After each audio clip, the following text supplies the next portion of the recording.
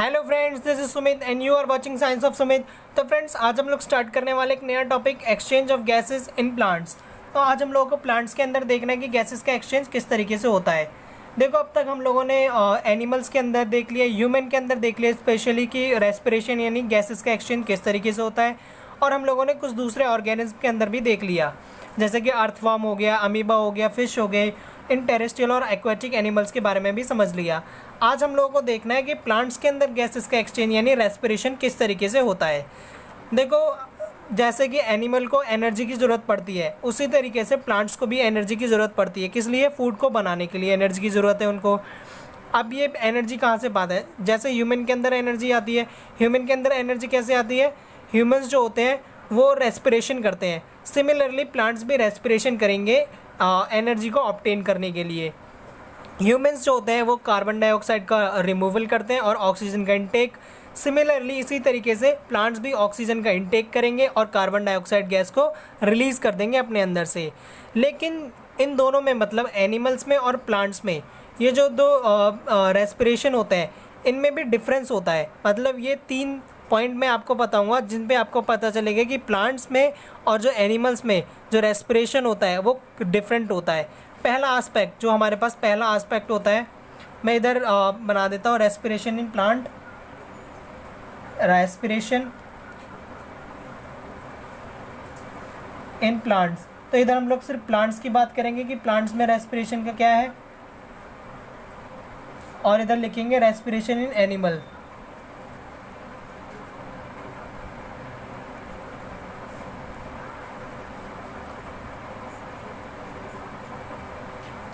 तो इधर हम लोग एनिमल और इधर हम प्लांट्स के बारे में देखेंगे, रेस्पिरेशन के बारे में। सबसे पहला हमारे पास जो पॉइंट आता है वो यही है कि जो प्लांट्स होते हैं वो प्लांट्स होते हैं रेस्पिरेशन करते तो हैं, लेकिन ये एक सिंगल यूनिट की तरह बिहेव नहीं करते। मतलब प्लांट्स के अंदर देखो बहुत सारी चीज़ें होती हैं, जैसे कि स्टेम हो गया, रूट हो गया, लीव्स हो गई, तो अलग अलग चीज़ें हैं इसके अंदर। लेकिन ह्यूमन बॉडी में भी अलग अलग है, जैसे हैंड हो गया, पैर हो गए, लेग हो गए, हेड हो गया, बहुत सारी अलग अलग ऑर्गन होते हैं। एनिमल्स में भी ऐसे अलग अलग होते हैं, लेकिन एनिमल एक सिंगल यूनिट की तरह परफॉर्म करते हैं। मतलब जो रेस्पिरेशन होता है वो एक सिंगल यूनिट की तरह होता है, मतलब एक ही रेस्पिरेशन होगा और वही सबको प्रोवाइड कर देता है। लेकिन प्लांट्स में ऐसा नहीं है। प्लांट्स में रूट्स में अलग से रेस्पिरेशन होगा, स्टेम अलग अपना रेस्पिरेशन करेगा, लीव्स अपना रेस्पिरेशन अलग करते हैं, तो सब में अलग अलग है, तो एक सिंगल यूनिट की तरह बिहेव नहीं करते। तो इधर हम लोग लिख लेते हैं मल्टी यूनिट रेस्पिरेशन। इसमें मल्टी यूनिट रेस्पिरेशन होता है, जैसे कि रूट्स अपना अलग करते हैं, लीव्स अपना अलग रेस्पिरेशन करेंगी और स्टेम अपना अलग रेस्पिरेशन करता है। लेकिन इसमें सिंगल यूनिट रेस्पिरेशन होता है, एनिमल्स में सिंगल यूनिट रेस्पिरेशन। ठीक है, तो इस तरीके से हम लोगों ने देख लिया पहला पॉइंट। सेकेंड एस्पेक्ट जो हम लोगों को बताता है दोनों के बीच में डिफरेंस, वो ये होता है जो प्लांट्स होते हैं उनके अंदर जो रेस्पिरेशन तो होगा, लेकिन जो गैसेस का ट्रांसपोर्ट होता है ना वो बहुत कम होता है। मतलब little transport of respiratory gases का ट्रांसपोर्ट बहुत कम करते हैं एक पार्ट से दूसरे पार्ट तक। लेकिन एनिमल्स में, स्पेशली ह्यूमंस में, एनिमल्स में क्या होता है, जो गैसेस का ट्रांसपोर्ट होता है वो बहुत ज़्यादा होता है और बहुत लॉन्ग डिस्टेंसेस तक होता है। तो इधर हम लोग लिख सकते हैं लिटिल ट्रांसपोर्ट ऑफ गैसेस, तो इसमें गैसेस का ट्रांसपोर्ट कम होता है। ठीक है, और इसमें ह्यूज ट्रांसपोर्ट ऑफ गैसेस और लॉन्ग डिस्टेंस तक के लिए भी होता है एनिमल्स में ऑफ गैसेस। तो ये हमारे पास 2 पॉइंट बन गए। थर्ड जो एस्पेक्ट होता है जिसके बीच में हम लोग डिफरेंसेस बता रहे हैं, वो है कि जो रेस्पिरेशन होता है ना प्लांट्स के अंदर वो बहुत ज़्यादा स्लो होता है, लेकिन एनिमल्स में बहुत ज़्यादा फास्ट होता है।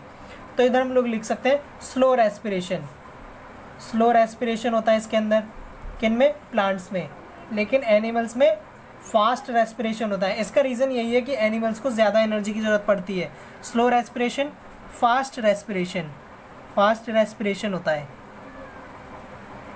तो ये 3 एस्पेक्ट हैं जो डिफरेंसेस क्रिएट करते हैं प्लांट रेस्पिरेशन में और एनिमल रेस्पिरेशन के बीच में। देखो इसके अलावा हमारे पास हम लोगों को अब डीपली समझना है कि जो प्लांट के अंदर रेस्पिरेशन होता है वो किस तरीके से होता है। तो चलिए उसको स्टार्ट करते हैं।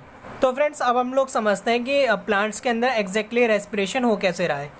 देखो प्लांट्स के अंदर प्लांट जो होते हैं उनका वॉल्यूम है, वो वॉल्यूम उसके सरफेस एरिया के कंपैरिजन में बहुत ज़्यादा होता है। कैसे? देखो प्लांट्स के अंदर हम लोग जानते हैं ब्रांचेस होती हैं। अब इतनी सारी ब्रांचेस हो गई, प्लांट यानी ट्रीज़ के अंदर ब्रांचेस होती हैं इतनी सारी, उन ब्रांचेस की वजह से जो उसका पूरा सरफेस एरिया होता है ना वो बहुत ज़्यादा बढ़ जाता है। अब सरफेस एरिया ज़्यादा बढ़ गया, सरफेस एरिया ज़्यादा होने की वजह से क्या होता है, जो हमें एक ऐसा सिस्टम चाहिए होता है रेस्पिरेशन के लिए जो ऑक्सीजन को उसके हर एक बॉडी पार्ट तक, मतलब हर एक पार्ट तक पहुंचा दे प्लांट के यानी ट्री के। ठीक है, तो वो एक तरीका होता है, वो होता है डिफ्यूज़न। डिफ्यूज़न मतलब वही सिंपल डिफ्यूज़न जैसे हम लोगों ने अमीबा के अंदर देखा था। ठीक है, तो वही डिफ्यूज़न का तरीका है जो उसके हर एक एरिया तक पहुंचा सकता है उस ऑक्सीजन को। ठीक है, हर एक पार्ट तक पहुंचा सकता है। अब देखो समझते हैं डिफ्यूज़न में किस तरीके से रूट, स्टेम और लीव्स के अंदर होता है। तो एक ही तरीका है, वो है डिफ्यूज़न। तो इधर हम लोग लिखते हैं plants gate oxygen by diffusion. तो डिफ्यूज़न के थ्रू ही जो प्लांट्स हैं वो ऑक्सीजन को ऑब्टेन कर पाएंगे। ठीक है, तो वो तरीका है डिफ्यूज़न। अब इस डिफ्यूज़न में देखो किस तरीके से होगा, स्टेम के अंदर अलग है, रूट के अंदर अलग है, लीव्स के अंदर अलग है रेस्पिरेशन। सबसे पहले हम लोग बात करेंगे रूट के अंदर। ठीक है, देखो रूट जो होती है वो हम लोग जानते हैं सॉइल के अंदर होती है। ठीक है, अब उसी सॉइल के अंदर जो एयर है वो भी प्रेजेंट होती है उसके इंटर स्पेसेस के अंदर, जो उसके बीच में, सॉइल के बीच में जो स्पेस होता है ना, उस स्पेस में प्रेजेंट होती है एयर। अगर एयर प्रेजेंट है तो सिंपल सी बात है अदर गैसेस भी प्रेजेंट हो गई, जैसे कि ऑक्सीजन हो गया, कार्बन डाइऑक्साइड हो गया, नाइट्रोजन हो गई, अलग गैसेस। लेकिन हम लोगों को ज़रूरत है सिर्फ ऑक्सीजन की। तो उस इंटर स्पेस के अंदर जो एयर प्रेजेंट है उस एयर से ऑक्सीजन कहाँ जाएगी, रूट्स के अंदर जाएगी। डायरेक्टली रूट में नहीं जाती, रूट के अंदर जाती है रूट हेयर्स के थ्रू।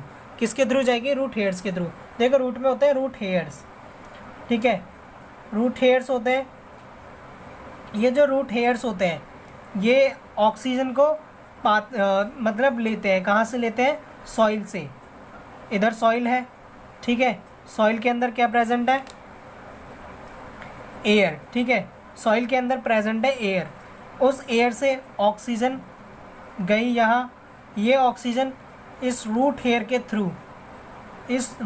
थ्रू पहुँच जाएगी रूट्स में। ठीक है, कहाँ पहुँच जाएगी? रूट्स में। कौन? ऑक्सीजन। तो ऑक्सीजन रूट हेयर के थ्रू पहुँच जाएगी रूट्स में। अब रूट्स में पहुँचने के बाद ये रूट्स ऑक्सीजन जो है वो हर एक सेल तक पहुँच जाएगी, रूट के हर एक सेल तक पहुँचेगी। फिर वह सेलुलर रेस्पिरेशन होगा। सेलुलर रेस्पिरेशन होने के बाद कार्बन डाइऑक्साइड भी बनेगी।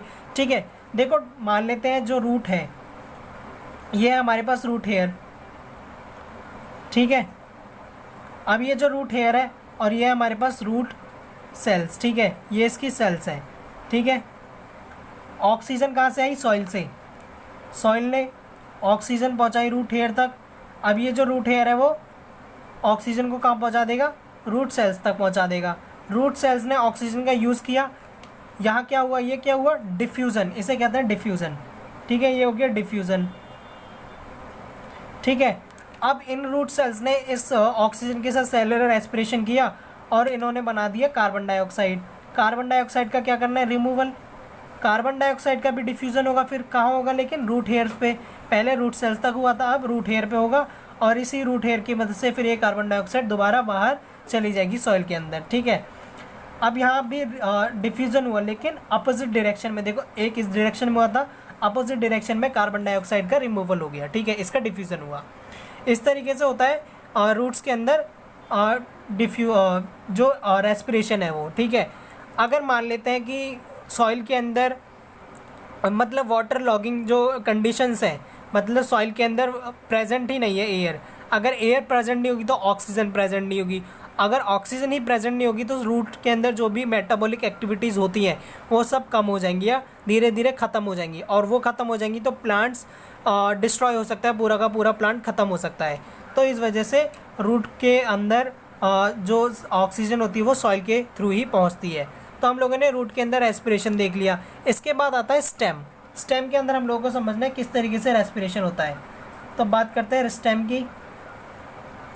देखो स्टेम दो तरह के प्लांट होते हैं, एक हर्बेशियस हो गया और एक वुडी प्लांट हो गया। वुडी मतलब जो लकड़ीदार होता है, जिनका स्टेम जो होता है वो लकड़ीदार, जो ब्राउन कलर का होता है वो वुडी होता है। और जो आपको ग्रीन कलर का दिखेगा जैसे कि बनाना का ट्री होता है जो, वो जो हर्बेशियस टाइप है, ठीक है, वो इतना वुडी नहीं है, ठीक है। तो उसके अंदर प्रेजेंट होंगे स्टोमेटा। उस स्टोमेटा के थ्रू होता है इसमें स्टेम में रेस्पिरेशन, ठीक है। तो हर्बेशियस प्लांट हो गए और वुडी प्लांट होते हैं। इधर हम लोग बात करेंगे हर्बेशियस की, हर्बेशियस प्लांट्स की, ठीक है ना। तो जो हर्बेशियस प्लांट होते हैं उनके अंदर हम लोगों को रेस्पिरेशन देखना है किस तरीके से होता है। इनमें होता है स्टोमेटा। क्या प्रेजेंट होता है इनके अंदर? स्टोमेटा। तो स्टोमेटा होता है। अब ये जो स्टोमेटा है ये क्या करेगा, ऑक्सीजन को लेगा एयर से, एटमॉस्फेरिक एयर होगी, उस एटमॉस्फेरिक एयर से ऑक्सीजन अंदर जाएगी। किसके थ्रू? इस स्टोमेटा के थ्रू। कहाँ जाएगी? स्टेम के सेल्स तक, स्टेम के जो अंदर सेल्स हैं उन तक पहुँचेगी, ठीक है। तो ऑक्सीजन है, कहाँ प्रेजेंट है ये ऑक्सीजन? एयर में, ठीक है। एयर गई, ऑक्सीजन गई इस स्टोमेटा में, और इस स्टोमेटा ने कहाँ पहुँचा दी है एयर ऑक्सीजन को? स्टेम तक पहुँचा दिया, ठीक है। तो इधर हम लोग लिख देंगे इसने पहुँचा दिया स्टेम तक, ठीक है। तो ईजिली ऑक्सीजन इस तरीके से पहुँच जाती है। एयर के अंदर प्रेजेंट जो ऑक्सीजन है वो स्टोमेटा में गई, स्टोमेटा ने ऑक्सीजन को स्टेम तक पहुँचा दिया और रेस्पिरेशन करेगा। फिर सेलुलर रेस्पिरेशन के बाद फिर कार्बन डाइऑक्साइड बनेगी। इसी कार्बन डाइऑक्साइड को फिर ये स्टोमेटा तक पहुँचाएगा। कौन? स्टेम पहुँचाएगा कार्बन डाइऑक्साइड को स्टोमेटा तक। फिर यही स्टोमेटा जो है इस कार्बन डाइऑक्साइड का रिमूवल कर देगा और फिर दोबारा कार्बन डाइऑक्साइड को पहुँचा देगा एयर के अंदर। तो इस तरीके से इसके अंदर रेस्पिरेशन होता है। अब जो वुडी प्लांट होते हैं जिनके अंदर स्टोमेटा प्रेजेंट नहीं होता, जो वुडी प्लांट है उनके अंदर रेस्पिरेशन कैसे होता है? उनके अंदर जो रेस्पिरेशन का तरीका होता है वो होता है लेंटिसिल्स। एक चीज़ होती है इनके अंदर जिन्हें कहते हैं लेंटिसिल्स। इसके बारे में हम लोग को इतनी जानने की ज़रूरत नहीं है, बस हम लोग नाम देख लेते हैं। इन्हें कहते हैं लेंटिसिल, ठीक है। तो लेंटिसिल के थ्रू इनके अंदर रेस्पिरेशन होता है स्टेम में, जो वुडी प्लांट होते हैं, वुडी ट्रीज़ होते हैं, ठीक है। अब थर्ड जो हमारे पास है वो है लीव्स। अब बात करनी है हम लोगों को लीव के अंदर रेस्पिरेशन किस तरीके से होता है। तो लीव के अंदर देखते हैं रेस्पिरेशन क्या है। देखो लीव जो है, लीव भी स्टोमेटा के थ्रू ही रेस्पिरेशन करती है। टाइनी पोर्स होते हैं, छोटे छोटे पोर्स होते हैं। किधर? प्लांट की जो लीव्स होती हैं, लीव है, लीव के पास टाइनी पोर्स होते हैं, छोटे छोटे पोर्स होते हैं जिन्हें कहते हैं स्टोमेटा। समझ लो जिन्हें कहते हैं स्टोमेटा, जो कि मैं आपको बता चुका हूँ पहले ही पिछले लेक्चर्स में, ठीक है। जिन्हें कहते हैं स्टोमेटा।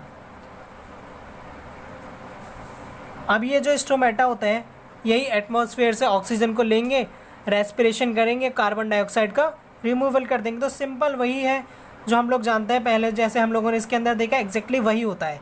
तो स्टोमेटा ही ऑक्सीजन का अंदर लेकर आएगा और कार्बन डाइऑक्साइड का रिमूवल ही वही स्टोमेटा करता है। तो वही ऑक्सीजन का डिफ्यूज़न होगा और फिर कार्बन डाइऑक्साइड का भी डिफ्यूज़न होगा एयर के अंदर, ठीक है। तो इस तरीके से अलग अलग पार्ट करता है रेस्पिरेशन प्लांट्स का, लेकिन ह्यूमन में एक सिंगल यूनिट की तरह वर्क करते हैं। इनमें रूट में, स्टेम में और लीव में अलग अलग होता है। तो इस तरीके से हम लोगों ने देख लिया कि प्लांट्स के अंदर सेलुलर जो रेस्पिरेशन होता है किस तरीके से होता है। फ्रेंड्स, अब हमारे पास एक इम्पॉर्टेंट क्वेश्चन होता है, उस इम्पॉर्टेंट क्वेश्चन को डील करना है हम लोग को। इस इम्पॉर्टेंट क्वेश्चन को समझते हैं, पहले क्वेश्चन क्या फिर उसका आंसर भी देखते हैं। तो फ्रेंड्स, हम लोगों को एक क्वेश्चन डील करना है, उस क्वेश्चन के बारे में समझना है। देखो सबसे पहले इस टॉपिक के बारे में कि टोटल गैसियस एक्सचेंज क्या है ये समझना है। तो क्वेश्चन भी इसी टॉपिक में आएगा। इस टॉपिक में क्या है, हम लोग को ये समझना है जो गैसेस एक्सचेंज हो रहा है प्लांट्स के अंदर, वो नेट यानी टोटल गैसियस एक्सचेंज क्या है। मतलब ऑक्सीजन कब डिफ्यूज़ होता है और कब कार्बन डाइऑक्साइड का डिफ्यूज़न आउट होता है। मतलब कब डिफ्यूज़ इन होगा, कब डिफ्यूज़ आउट होगा, ये समझना है। देखो टॉपिक के बीच में आपको समझ में आ जाएगा डीपली में कि क्या है एग्जैक्टली इस टॉपिक के अंदर।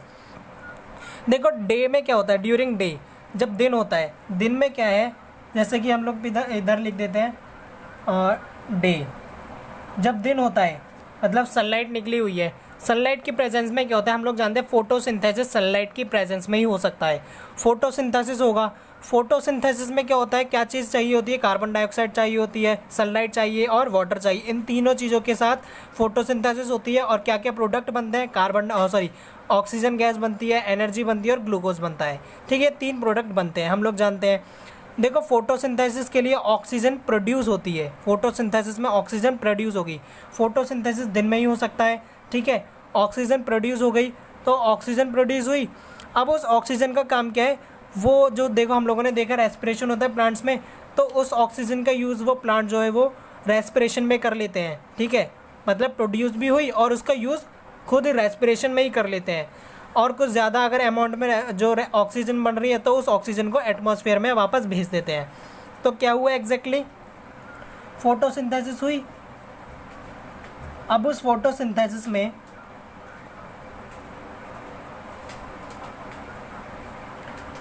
इस फोटोसिंथेसिस में क्या होता है, ऑक्सीजन का प्रोडक्शन होता है। ठीक है, ऑक्सीजन प्रोड्यूस होती है। ये जो ऑक्सीजन प्रोड्यूस हुई है, इस ऑक्सीजन का यूज़ किस लिए कर लेते हैं, ये रेस्पिरेशन में। ठीक है, रेस्पिरेशन में कर लेते हैं। अब जो एक्स्ट्रा होती है उसको बाहर भेज दिया जाता है, मतलब एटमॉस्फेयर में ही वापस भेज देते हैं। ठीक है, तो ये हो गया इधर। अब कार्बन डाइऑक्साइड की बात करते हैं। कार्बन डाइऑक्साइड क्या होती है, फोटोसिंथेसिस के लिए कार्बन डाइऑक्साइड चाहिए होती है। फोटोसिंथेसिस से ऑक्सीजन प्रोड्यूस होती है, लेकिन फोटोसिंथेसिस करने के लिए कार्बन डाइऑक्साइड की ज़रूरत पड़ती है।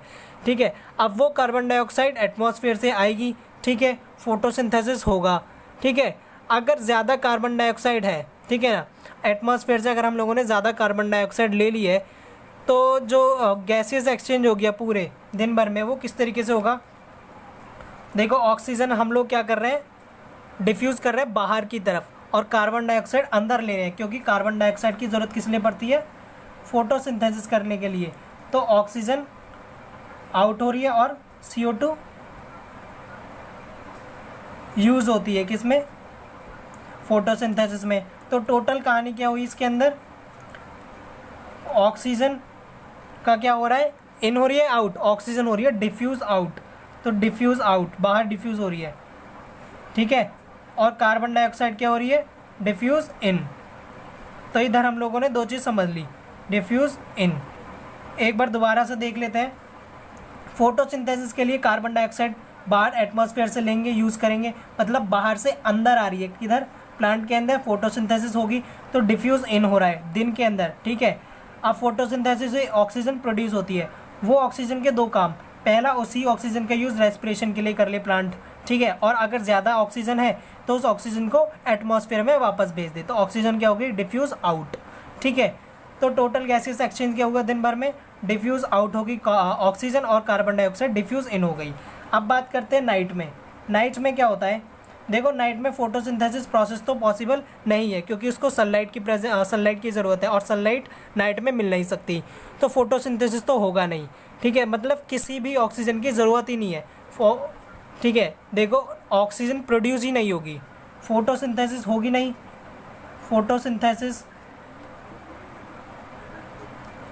फोटोसिंथेसिस ये जो प्रोसेस है ये होगी नहीं। ठीक है, अब ये होगी नहीं तो ऑक्सीजन का प्रोडक्शन भी नहीं होगा, ऑक्सीजन भी प्रोड्यूस ही नहीं होगी।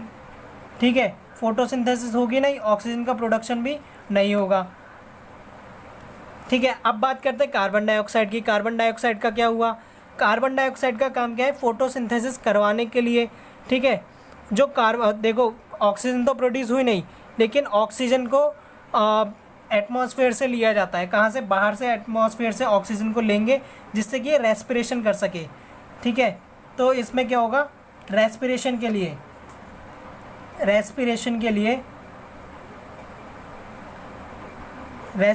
के लिए ऑक्सीजन बाहर से आएगी, कहाँ से आएगी, बाहर से, एयर से ऑक्सीजन को लिया जाएगा, तो ऑक्सीजन का इनटेक हो रहा है। ठीक है, किसके लिए, सिर्फ रेस्पिरेशन के लिए, लेकिन ऑक्सीजन प्रोड्यूस नहीं हो रही, फोटोसिंथेसिस नहीं हो रही, क्योंकि नाइट में। ठीक है, अब बात करें कार्बन डाइऑक्साइड की, तो कार्बन डाइऑक्साइड का क्या हो रहा है, देखो ऑक्सीजन तो डिफ्यूज़ होगी, लेकिन कार्बन डाइऑक्साइड प्रोड्यूस होगी रेस्पिरेशन में।